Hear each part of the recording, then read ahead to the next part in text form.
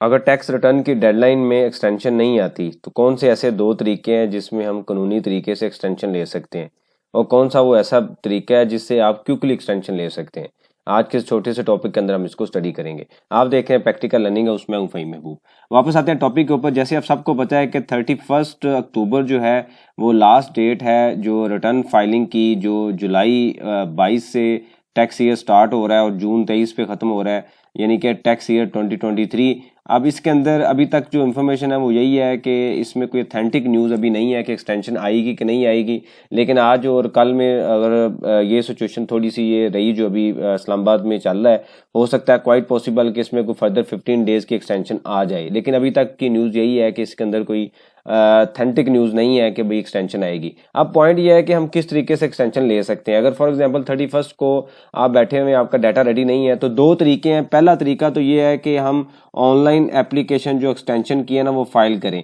जब हम online application file करते हैं तो कमिश्नर हमें 15 डेज तक की एक्सटेंशन दे देता है। लेकिन ये अगर बहुत ज़्यादा लोग एक्सटेंशन फाइल करें या BR की पॉलिसी ना हो तो ये एक्सटेंशन नहीं मिलती। एक साल इस तरह हुआ था कि एक्सटेंशन नहीं मिली थी। ऑनलाइन एप्लीकेशन फाइल करने का तरीका जो है वो आप इसी तरीके से जो वेबसाइट है वहाँ पे आए। वेबसाइट के आने के बाद जब आप इस तरह ओपन करते हैं तो RS आपके सामने है। डिक्लेरेशन में आपने आना है और एक्सटेंशन एप्लीकेशन पे क्लिक करना है फॉर फाइलिंग ऑफ रिटर्न। इस पर क्लिक करें और उसके बाद क्या होगा, जैसे ही आप इस पर क्लिक करेंगे, लेट से आपने टैक्स पीरियड सेलेक्ट किया और उसके बाद इसको कंटिन्यू करें तो आपके सामने इस तरीके का एक फॉर्म जो ओपन हो जाएगा। और यही जो है आप इसमें कुछ एडिशन भी कर सकते हैं। अगर आपने कुछ लिखना है तो आप कर सकते हैं, अदरवाइज सेव करें और इसको सबमिट कर दें। क्योंकि जब मिलेगी तो पॉलिसी के मुताबिक सबको मिलेगी, चाहे इसमें आप कुछ लिखें या ना लिखें। एप्लीकेशन आप 31 अक्टूबर 12 बजे, यानी कि 31 अक्टूबर को 12 बजे से पहले फाइल कर दें।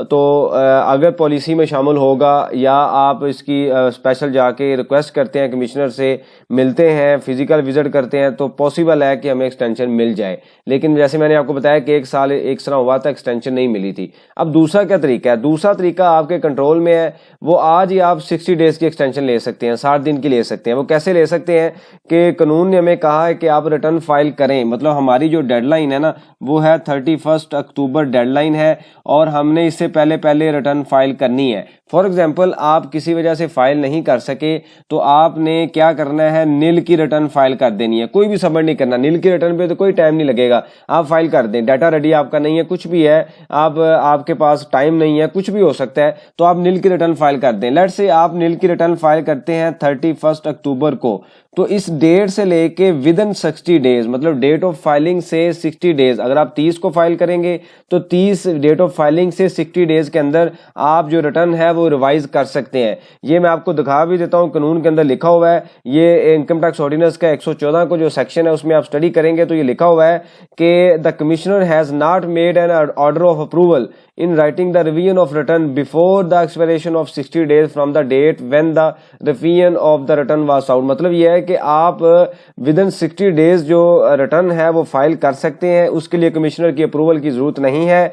इसके बाद भी आप कर सकते हैं। वो किस तरह करेंगे अगले लेक्चर में देखेंगे कि अगर 60 दिन के अंदर 60 दिन के बाद भी आपने करनी है तो भी कर सकते हैं। लेकिन आप अभी के लिए हमारा चूंकि टॉपिक है कि हम एक्सटेंशन किस तरह ले सकते हैं, तो ये भी एक तरीका है। देखें, जब कानून ने हमें कह दिया है कि भाई आपका ये टैक्स बनता है, जैसे मैंने आपको सैलरी के लेक्चर में हमने देखा था कि 1 लाख अगर किसी की सैलरी है तो 10% मेडिकल एग्जम्पशन की फॉर्म में हमें अलाउ है, तो हम 90,000 पे टैक्सीबल सैलरी कैलकुलेट करते हैं। तो ये 10% हमें कानून ने एग्जम्पशन दी हुई है। तो जब हमें यहाँ पे भी कानून ने एक सहूलत दी हुई है, एक हमें ऑप्शन दी हुई है, तो हम क्यों ना इसको यूज करें, हम क्यों एक्सटेंशन की एप्लीकेशन फाइल करें। उसके बाद आप विजिट करें, अगर ना मिले तो 15 दिन की मिले, या आप जाके वहां पे रिक्वेस्ट करें, या हो सकता है कि BR अलाउ ही ना करे तो फिर तो आपका नाम लेट फाइलिंग में आपका नाम आ गया।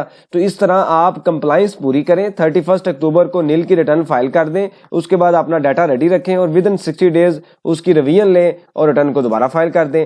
रिवीजन कैसे लेनी है, आप इसी तरीके से डिक्लेरेशन के अंदर ही आएंगे और यहाँ पे लिखा हुआ है कि रिटर्न स्टेटमेंट रिवाइज्ड, यहाँ पे आप क्लिक करें, यहाँ पे दोबारा आप नॉर्मल को सिलेक्ट करें और जो डाटा टैक्स पीरियड दोबारा सिलेक्ट करें और जो डाटा आपका सही है वो पुट कर दें। मैंने चूंकि ऑलरेडी ओपन किया हुआ है इस वजह से वो उसको अलाउ नहीं कर रहा।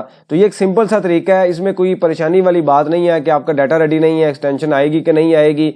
ठीक है, हमें फाइलिंग करनी चाहिए, लेकिन अगर किसी वजह से नहीं हो रही, कोई भी ऐसे सर्कमस्टांसेस है नहीं हो रही, तो आप इस ऑप्शन को यूज कर लें। ये एक ऑथेंटिक ऑप्शन है, आजमाई हुई ऑप्शन है, इसमें कोई रिस्क नहीं है, कानून के मुताबिक ऑप्शन है। इससे रेलिवेंट कोई सजेशन हो, क्वेश्चन हो, आप मेंशन कीजिए, उसके ऊपर हम डिस्कशन करेंगे ताकि जो लर्निंग का प्रोसेस है ये कंटिन्यू रहे। थैंक यू वेरी मच, जज़ाकल्लाह।